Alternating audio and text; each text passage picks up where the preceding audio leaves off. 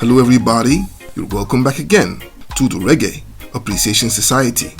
It goes without saying that reggae music has conquered the globe since its explosion out of Jamaica towards the end of the 1960s, with every country on the planet representing with its own homegrown sound, with the United States no exception to this phenomenon. The Californian or Cali reggae scene is a massive movement today, and New York was the epicenter of that country's initial reggae wave in the 80s. But the origins of America's indigenous scene was quite far away from these two vibrant hubs of culture and right in the heart of Middle America. When we hear about the state of Missouri, what first comes to mind are factories or agriculture and massive farms like we saw in movies like Wizard of Oz or the peaceful idyllic place where Clark Kent grew up in the movie Superman. I can bet that very few people know that straight out of Kansas City sprang one of the toughest and most talented groups of reggae's golden era in the fabulous Blue Riddim Band. Very far from a novelty act, they were as authentic and as powerful as their Jamaican counterparts. I can't name many bands that blew Bob Marley away or were heavily respected by legends like Tommy McCook of the Scatterlights, the Burning Spear or Mikey Dread, or had a rhythm section that left even Sly Dunbar and Robbie Shakespeare totally stunned at live shows. Anyone who knows a thing or two about Jamaican audiences knows for sure that they are the most difficult to impress. But when the Blue Riddim Band made history as the first American act to perform on Jamaican soil in their most elite reggae festival, they simply blew away the 30,000 strong audience, earned huge reviews in Jamaica's press, and totally changed the narrative about non-Jamaican bands. But despite being such titans with amazing sound and legends on the live show circuits, their devotion to their craft as musical road warriors without much focus to the business, plus a host of other factors, would keep them from mainstream success as one of reggae's all-time great bands. Let's take a look at the story of the Blue Riddim Band, America's first reggae group. Now this story begins at Shawnee Mission East High School in Kansas in 1968. With two music-loving friends in multi-instrumentalist Bob Zone and drummer Steve McLean, who both graduated in that year and soon after formed a rhythm section called Rhythm Function. The pair soon added Andy Myers, Pat Pierce, and Howard Euchers to the group, and were primarily an R&B and jazz band that were very tight and soon began to play shows all over the state, and eventually beyond Missouri by the dawn of the 70s. By 1973, the four guys were based in New York and doing their thing when Steve McLean began to notice a powerful new sound called reggae that was getting more and more airplay on the radio. This sound was hardly known in America before then, but a Jamaican trio called the Wailers had just played the promotional tour of the US to promote their album Catch a Fire. An American singer, Johnny Nash, had just scored major hits in the US with reggae songs like Stir It Up and I Can See Clearly Now. Not to mention a new Jamaican movie called The Harder They Come and its awesome soundtrack that was getting lots of airplay. Steve McLean was blown away by this new sound, and when the band returned to Kansas a few months later, he sold the idea to founding member Bob Zone for their band to start playing reggae. They didn't just want to learn about this new sound from listening to a few records, but truly wanted to get an appreciation of the culture that created it. So late that year, Zone and McLean took their first trip to Jamaica, and when they first got there, they loved hanging out at a new popular nightclub called the Turntable on Red Hills Road in Kingston. And it was there that they became friendly with the Soul Syndicate band. And being a rhythm section themselves, they would bond particularly with Soul Syndicate's own drum and bass superheroes in Santa Davis and George Fully Forward, who would over time give them priceless coaching on how to perfect their sound. Over the next 2 years, they would travel back and forth to Jamaica to amass records and to soak up the culture. And by 1976, they were red hot and the only band in America performing reggae at live shows all over the country. To really complete the authentic sound that they wanted, they would add trumpeter and vocalist Scott Korchak and saxophonist Jack Blackett in 1977, and the Blue Riddim Band was officially born as America's first reggae group.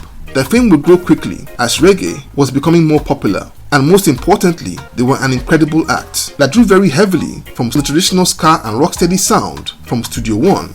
They came under the radar of Chris Blackwell of Island Records, who fell in love with their music and chose them to be the opening act for Bob Marley on the Survival album tour of the US in 1979. After years of doing exploits on the local scene, they were faced with their first acid tests on the 6th of December at the Hawk Auditorium at the University of Kansas, and in 30 minutes received the most important validation that any reggae band could get.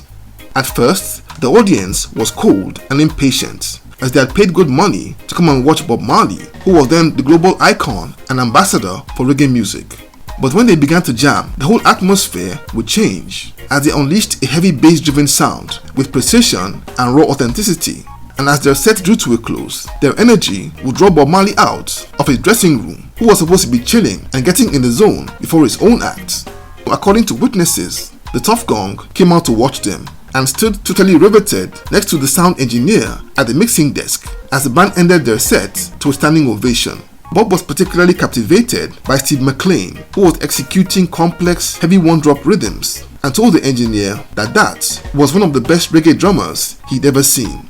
It was now official that the Blue Riddim Band were legit, and subsequently, they were the only American reggae band called upon to open concerts whenever Jamaican superstars like Dennis Brown, Peter Tosh, Culture, or Big Youth were in town.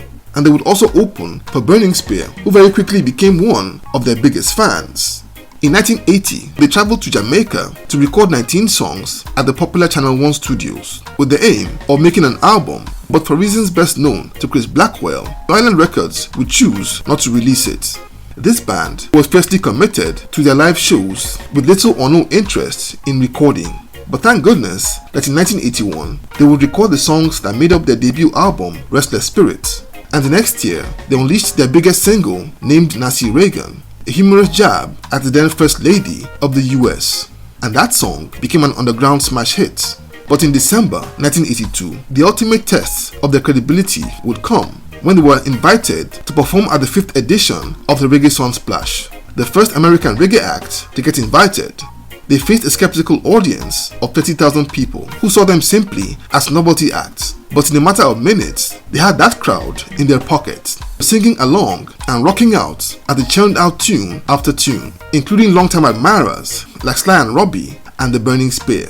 Alongside British reggae acts Aswad, they were named as the best performers at that year's festival, and their spectacular performance that night was released as a live album named Alive in Jamaica that came out in 1984 and got nominated for Best Reggae Album at the Grammy Awards in 1986, but lost narrowly to Cliffhanger by Jimmy Cliff. But while Reggae Sunsplash 82 was their finest hour, everything would go downhill from there, as founding member Bob Zone left the group to pursue other projects in 1983 and passed away from a heart attack in 1987. The band kept touring into the middle of the 80s, when during a legal dispute with their management cost them the rights to use the name Blue Riddim Band, and they would go by a new name called Strategic Dance Initiative for a few years until they reacquired the rights to their original name.